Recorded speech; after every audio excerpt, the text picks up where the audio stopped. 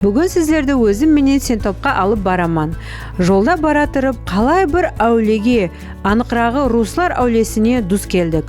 Жол давамында біз ескі онша ітібар қаратылмаған ауылларды көрдік. Тап біраз уақыт тас асыріне қайтып қалғандай болдық. Диваларда айымғы руналарды көрдім, һәм көплеген қонақшыл жергілікті адамлар менен таныстым.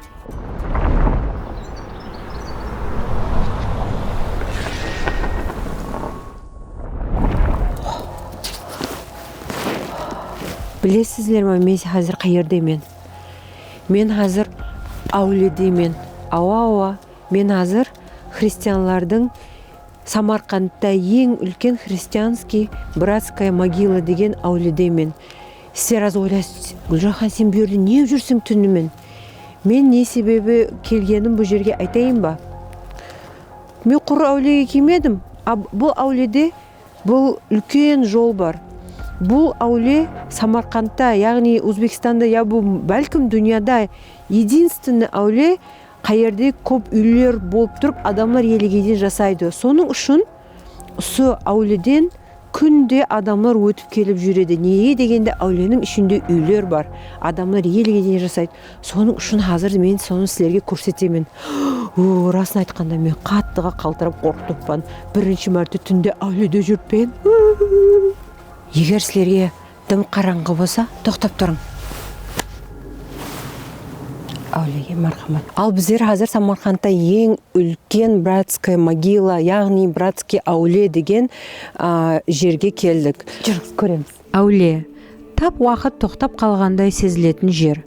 Бұл жерде инсан өмірдің өткінші екенлігін түсінеді. Әулиенің тыныш соқпақлары бойлап қабірлер қасынан өтер екенсіз, бұл жердегі инсанлардың мәңгі қоным тапқанын түсінесіз. Самарқанда сондай әулиелердің бірі братская әулиесі болып есептеледі. Негізі мен әулиеде тұрсамда бір қандайдыр успокоение, умиротворение барда бұл жерде қазір не? Тишина. Мен енді түсінемін, неге бұл жерде адамдар қорқпай жасап отырған, расын айтқанымда. Былайынша қарасаң, үйлердім көп. Мына жерде ылайдан соққан үйлер бар, мына жерде де ылайдан қазір сіздерге көрсетемін. Бір өзгеше басқаша көретін зат екен. Обязательно қорқпасаңыздар, Самарқандқа келсеңіз, келіп көрсеңіз болады. Әне біздер енді әулиенің ең жоғарысында тұрыппыз. Әулиенің астында прям адамлар қадімгі күнде жасап жатыр. Ана жерде қойлар жоқ жүрді, балалар ойнап жүрді. Тап қарама қарсында үйлер, қадімгі өмір бар.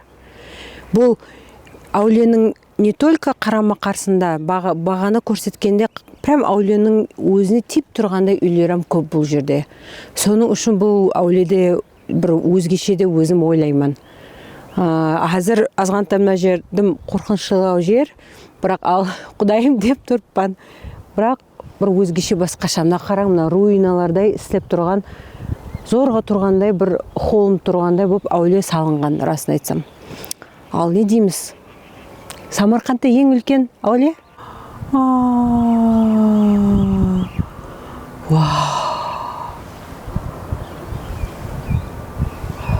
Братская әулиесі Самарқанд қаласының ең айымғы әулиелерінен бірі.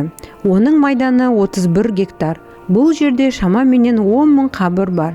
Әулиеге екінші жаһан ұрысы дәуірінде Самарқанд қаласындағы әскери госпиталда емленген әскери қызметлер жерленген. Әулиедегі ең айымғы қабір 1863 жылға тиесілі. Әулиеде айланып жүргенімде бір жерден радионың даусы шықты. Бұл қай жерден шығып тұрған екен деп ізлеп қарасам, бір үйден шығып тұрған екен. Соның үшін үйіне жүгіріп барып есікті қағуға асықтым.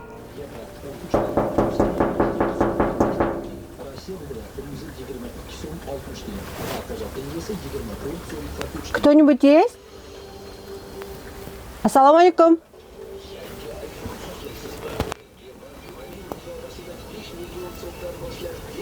Кімдір бар ма?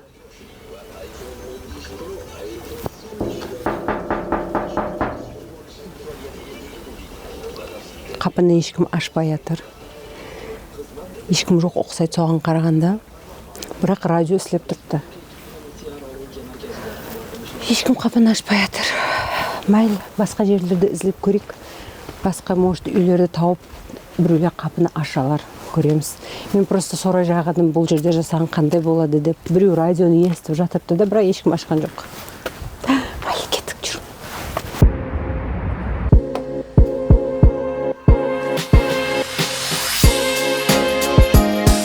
Бізде қазір жолға шықтық Самарқандтан, Синтопқа баратырмыз. Мен расын айтсам, сол Синтопқа баруды неше айлап күткенмен жазда бара алмадым.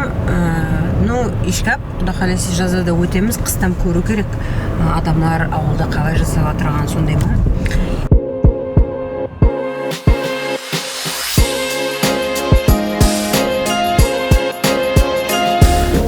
Қараң, біздер просто Самарқанда өтіп кет баратырек жолда. Сондай сұлу жерлерді көрдік. Мысал үшін маған мынандай ауылдар жүдә сұлу көрінеді. Бұл жердің природасы менен ылайдан соғылған, мысал ания тауылған жүрттен жерде деп қарасам. Ылайдан соғылған кішкентай үйлер несі жаңағы қорау менен қорау ма? В общем, түсіндіңіздер, сілер мені. Тым сұлу, мен просто как будто Өзбекстанда емес, басқа жерде жүргендей мен азыр. Уақытым болғанда көбірек қалып жерде айлам жүререм. Бірақ біздер Синтопқа кетіп барады, сол үшін ол жерде сенуім, естуім бойынша одан бетер зор жерлер бар. Мына жерде сондай тыныш, қараң.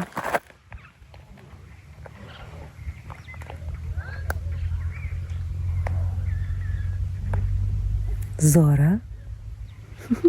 Біздер жолда майданға шығуға тоқтап едік қой, бір үйдің қасында, білмеймін біздер қазір қай жердеміз. Үйдің иесі рұқсат берді. Соның үшін қазір бұлардың туалетін қоланып көреміз. Қараң, тым қиямет. Мен қолымды суға жууға да қызына су әкеп қойыпты. Рахмат. Ой, елік қана зор су. Газдарымыз бар. Газ бар ма? Ой, зор. Рахмат, көттікі. Әне, газлері бар екен. Соның үшін. Ой, рахмат, көттікі. Қандай жақсы бияқтың адамары. Суан берді қол жууға. Сүлгеям үйінен ап шықты. Енді біздердің Өзбекстанымыздың адамары сондай да. Соның үшін әлбетте бәхәрде бияққа келім дейді. Бәхәрде бұл жер сондай сұлу болады екен. Яна бір мәрте айту арен, қандақайды? Ғалларау Жұма қышлағы. Ғалларау Жұма қышлағы деп аталады екен. Обязательно бәхәрде құда қалсы келуге әрекет етеміз. Себебі маған жүдә ұнады. Соның үшін біздер алып кеттік. Бірақ біздерде жоллар қараң. Қиямет, дұрыс ба? Диснейленд болып кетірміз, Диснейленд болып.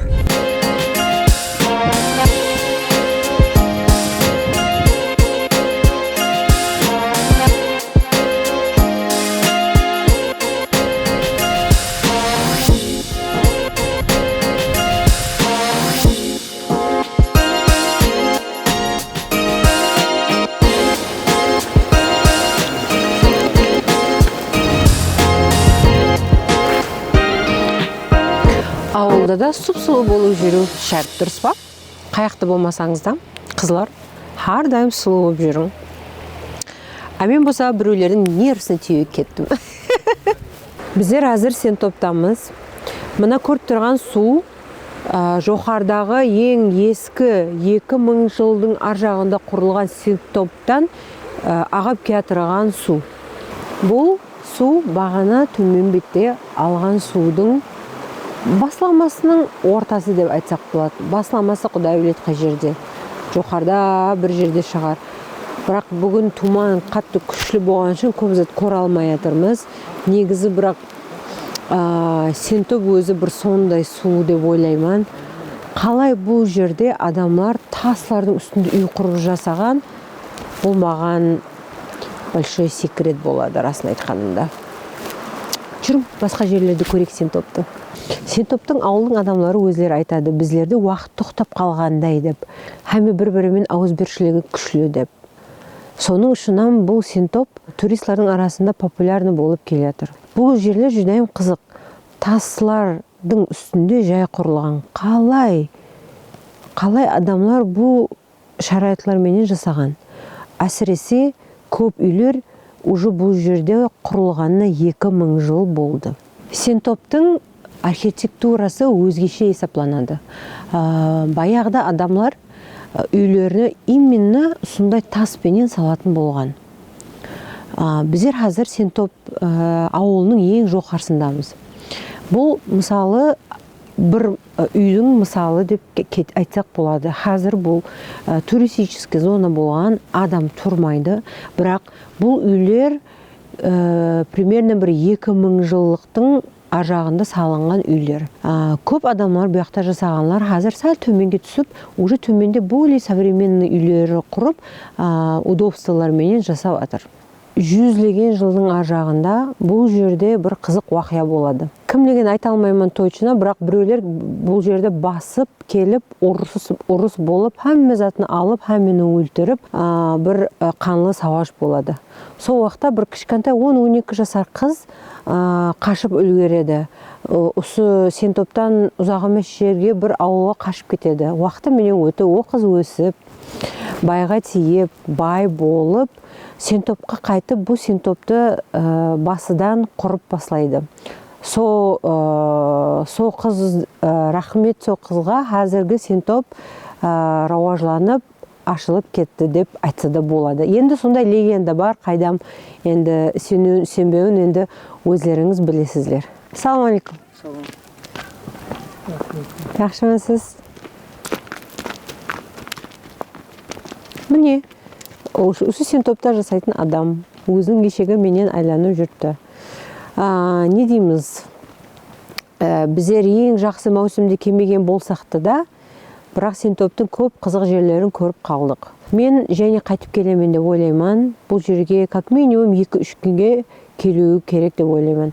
Себебі Синтоп үлкен, дым кішкентай емес, асықпай айланып, жазда әсіресе дым ойлаймын ке дым сұлу болады деп. Сондай Синтоп.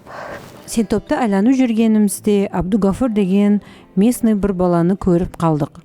Ол біздерге өзінің ата-бабалары Синтоп хақында айтып берген көп затларды айтып берді. Оның айту бойынша Синтоп тарихи қала болып есептелінеді. Баяғыдағы Синтоптың атырапында таудың басларында бірнеше қалалар болған. Олар қалаға дұшпан бастырып келгенде бір-біріне от жағу арқылы жәрдем беретін болған. Бұл уақия 2000 жылдық аржағындағы тарих. Деуаларында араб һәм фарси тілінде ескі жазулар, сызылма һәм суретлер көрсе болады. Үміттімен осы сілерге әзірше көрсеткен Синтопымыз ұнады, һәм де сілерді үстерге алып келуге азғантай қызығыш ояттырды. Мен өзім айтқанымша қайтып келемін әлбетте жазда. Көрсеміз.